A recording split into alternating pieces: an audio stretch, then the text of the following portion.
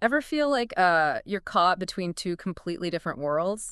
Yeah, for sure. Like you're getting a crash course in cultural differences every day. Totally. Well, that's what we're diving deep into today, the fascinating experiences of Yokoi Kenji Diaz. Oh, I like where this is going. Right. He's a social worker, but with this really unique perspective.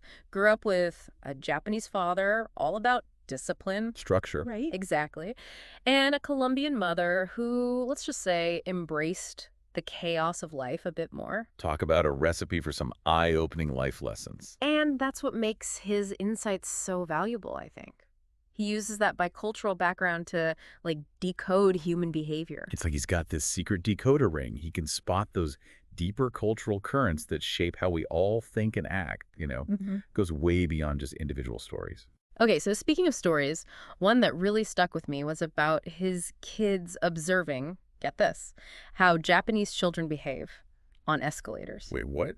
What happens on escalators in Japan? Right. It sounds so mundane, but it's this perfect little microcosm of cultural differences. See, in Japan, it's totally normal for, like, even strangers to correct a child's behavior. Wow, really? Yeah, it's like this collective responsibility to raise well-mannered kids.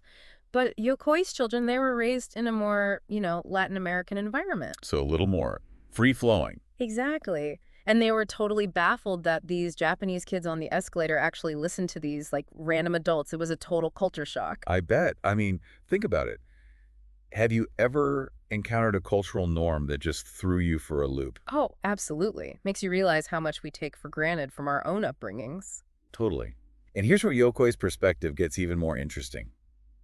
He doesn't just point out these differences. He digs into the potential downsides of each extreme. Oh, tell me more about that. Well, he talks about how in Japan, that intense pressure to succeed, while it drives incredible achievements, it can also contribute to higher suicide rates, which is Really makes you think, right? It's like a high-stakes game with huge rewards, but also heartbreaking consequences. exactly. And on the flip side, you have the vibrancy and adaptability of Latin American cultures, which are incredible strengths, but they can sometimes tip into chaos. And chaos can lead to Well, in some cases, unfortunately, even violence. It's not about saying one culture is better than another. It's about recognizing those nuances, right? exactly the strengths and the shadows. Finding that balance, which is something we talk about a lot on this show. Too much order can be stifling. Too much chaos is overwhelming. It's that classic saying, everything in moderation. Right. But let's shift gears for a moment and talk about something, well, essential to finding your place in the world, I think. Purpose. Yokoi talks a lot about these two Japanese concepts, ikigai and shimi. Have you heard of these? Absolutely. They're both about purpose, yeah, but with different flavors, I guess you could say. Okay, break it down for us. So shumi is like your unique gift to the world, your legacy, often through service to others. That feeling of, this is what I was put on earth to do. So it's bigger than just a job then. It's more about your impact. Exactly. Now, ikigai, on the other hand, it's more internal. It's that feeling of being totally in your element, even when things are tough. Your passion, your talent, that deep sense of satisfaction, all rolled into one. And I think Yokoi illustrates ikigai so well with the story about his Colombian grandfather. Even on his deathbed, the man was selling clothes. That's amazing, right? It would be easy to see that as kind of a sad story, but Yokoi frames it as this really inspiring example. Totally. Here's this man facing his final moments, and he's still driven by that inner spark, that love for what he did. It speaks volumes, about the power of having this unshakable passion that even the toughest circumstances can't extinguish. Absolutely. So I gotta ask, what's your passion? That thing you do even on your worst day? Ooh, good question. Let me think. It could be painting, coding, volunteering, whatever lights you up. That's tough. What about you? What would you be doing on your worst day? Honestly, probably curled up with a good book, trying to block out the world. But seriously, it's such an important question for all of us to consider, don't you think? 100%. It's Yeah. like that first step towards really living a meaningful life. And speaking of meaningful about, it leads us to another interesting part of Yokoi's philosophy. He has this really refreshing, nuanced take on happiness. Yes, a welcome departure from all that toxic positivity we hear so much these days. Right. It's so much more realistic. For sure. Like, Yokoi believes that true happiness, it doesn't come from denying or avoiding sadness. It's about leaning into it, experiencing it as a natural part of life. He tells this incredibly moving story. Oh, yeah, I remember this one. It's about how he found solace in this classroom, right? Exactly. A classroom full of special needs students. This was during a really tough time for him, too, wasn't it? It was. He had just moved to Japan, Mhm. and he was feeling super lost and isolated. And then he stumbles upon this classroom. And it just shifts something within him, you know? Mm. He was so struck by the simple joy and acceptance he found there. It's like a light bulb moment for him, right? Where he realizes happiness isn't about chasing some perfect state of bliss. It's about learning to navigate all of life's ups and downs. The joy, the sorrow, the whole messy experience. And finding beauty in the most unexpected places. Yes. And sometimes those unexpected places, those sources of true connection, they're found in the midst of sadness. It really makes you think about how we experience, well, everything. Like, even sadness could be this unexpected source of growth, you know? It's like that idea that the cracks are where the light gets in. Yes, exactly. And speaking of cracks in light, let's talk about education. Things have changed so much, even since Yokoi was a kid. Oh, totally. He always talks about how, for him, the path felt very straightforward, you know? Yeah, like limited options, but also limited access to information. Exactly. But nowadays, kids have. Too many options. Right. Information overload. It's almost paralyzing, I bet. He uses this great example about his son learning all this complex science stuff from a YouTuber, of all people. Santa Lala, right. Yeah. I mean, it just goes to show you the learning landscape has totally transformed. It makes you wonder what the future holds, right? Like, will classrooms even exist? Or will it all be? YouTube and virtual reality. Right. Who knows? But one thing's for sure. Gotta stay curious. Yes. That thirst for knowledge, that's what matters. Lifelong learning. Okay, but sometimes learning means getting a little unconventional, right? Oh, you mean like when Yokoi intentionally fell down on that crowded train station? Yes. That story cracks me up every time. Tell it again. Okay, so picture this. Yokoi's got this, like, deep-seated fear of public embarrassment. Relatable. Right. But he realizes it's holding him back from, like, fully expressing himself. Yeah. So what does he do? He decides to become the embarrassment. Basically, he starts intentionally rolling around on the floor of this busy train station. Okay, wait, I have to know. How do people react? You'd think they'd be, like, horrified, right? Yeah. But instead, laughter, applause. It was this beautiful moment of shared humanity. It's like that quote, you don't stop laughing because you grow old because you stop laughing. Love that. And Yokoi sees this same spirit in Salvador Dali, you know, that surrealist painter. Oh, totally. Dali was like the king of not taking himself too seriously. Exactly. That unapologetic creativity. It really resonated with Yokoi. Right. Makes you think, what's one thing you'd try if you could just silence your inner critic? Ooh, that's a good one. I'm going to have to think about that. Me too. Yeah. It's so easy to get stuck in those what-if loops, you know? Totally. But Yokoi's story, it reminds us, sometimes you just got to go for it, right? Embrace the chaos and see what happens. And speaking of embracing, that brings us to Yokoi's definition of success, which might surprise you. Because it's not about money or status. Nope. For him, it all boils down to authenticity. Being your true self, even when it's messy. He actually talks about how he even struggled with this in his own marriage, you know, wishing he'd been more upfront about his true self from the start. It's like, why waste time pretending to be someone you're not, especially with the people you love? Exactly. But it takes courage, right? To be vulnerable, to let people see the real you. It's so much easier to hide behind those walls we build. Totally.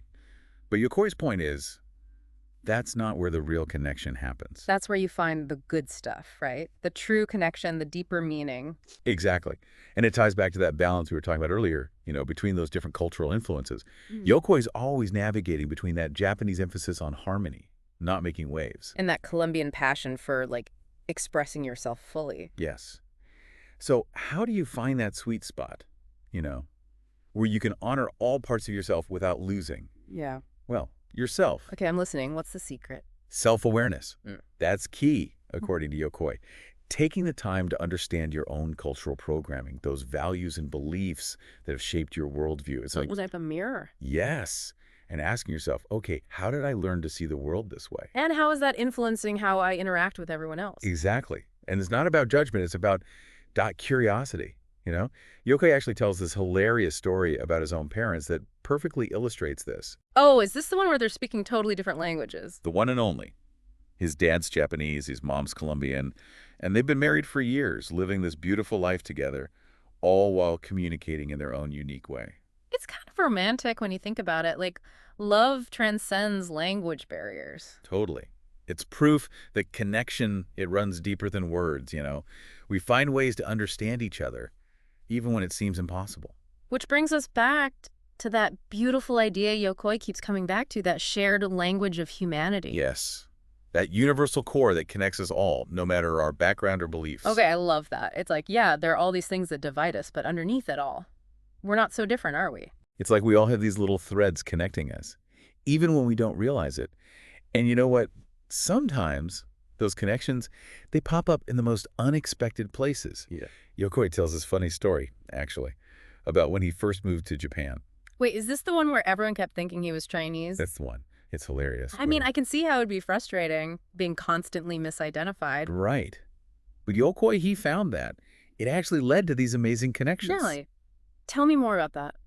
So instead of correcting people, he just kind of play along. Oh, I love that. And in those moments, of shared laughter and cultural exchange, he'd find himself connecting with people on this whole other level. It's like those moments of misunderstanding, they can actually become bridges if we approach them with an open mind, of course. Exactly. It's about finding the humor. Using it to connect, not divide. Recognizing that shared humanity, even when our lenses are a little out of focus. Okay, and speaking of lenses, it's interesting how Yokoi talks about therapy. Like, for him, it's not this taboo thing at all. It's a sign of a healthy society. Right. He sees it as progress. Yeah. When people prioritize mental health, when there's space to work through stuff without shame. And he's really open about his own experiences, too. Oh, absolutely. Like Yeah. that story he tells about being accidentally left at the airport as a kid. Yeah. Heartbreaking. Oh my gosh, yes. That one always gets me. Especially that part about the pilot making a joke about him being abandoned. I know. But as tough as that story is, it shows how much those early experiences, they really stick with us. They shape how we see the world, how we react to things. Exactly. And for Yokoi, therapy was how he connected the dots. Yeah. Like he realized that childhood incident, it was linked to this tendency he had as an adult to kind of create chaos whenever things felt too stable. Wow.